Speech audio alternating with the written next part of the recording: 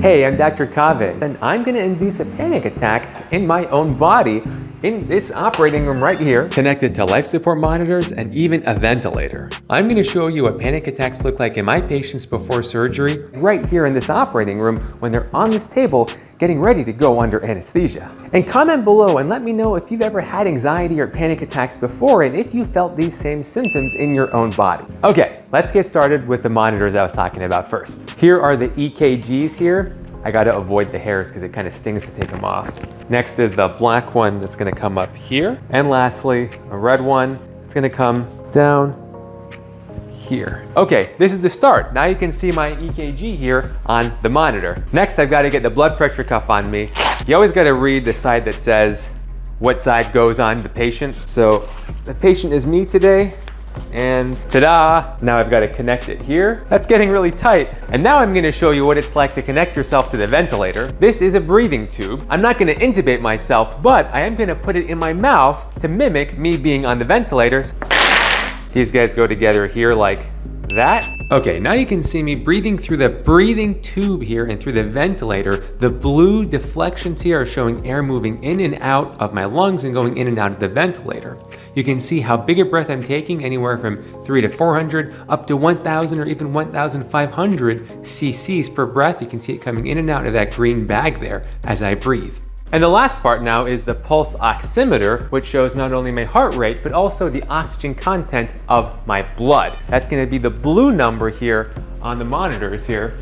And that beeping frequency corresponds to the oxygen saturation. So right now it's 99%. If it drops, the frequency or the pitch will change in that beep. Now that you've seen all the monitors and the ventilator all attached to me here, let's get started inducing a panic attack.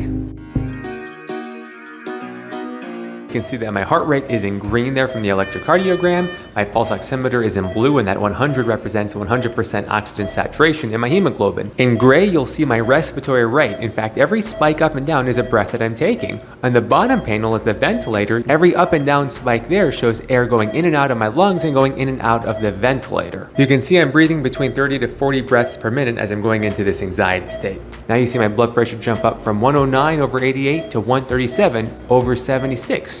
Showing you the amount of blood pressure control I have from my mental state and breathing alone. Now I'm going to go into a relaxed state and lower my heart rate. You can see it going down into the low 40s there. I'm using what's called a Valsalva maneuver to control my breathing, and the blood pressure has dropped down to 106/77. Now I'm going to go back into an anxious state and raise my heart rate from the 60s up to the 80s. I'm going to do that with a breath hold, and you can see that because the gray spikes there decrease in frequency, meaning that I'm breathing at a very low rate. Even though I'm barely breathing, my oxygen saturation doesn't dip below 97%.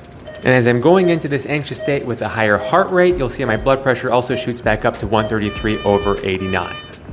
Now this is pretty crazy. I'm only breathing in about 15% oxygen compared to 21% that we normally breathe. That's equivalent to me being about halfway up to Mount Everest. You can see all the alarms on the monitor saying that the O2 or the oxygen is low.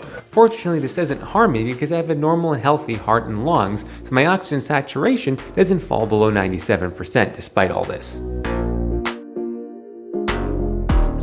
So here are the heart rate fluctuations. It goes from the high 30s, 40s up to the 90s. My carbon dioxide level fluctuated from the 40s to below 20 when I was hyperventilating in those panic attack states. This amount of fluctuation can totally affect your blood pH and make your blood more acidic. And with my blood pressure, look at the variation from the 90s up to the 150s just with my breathing and mind alone.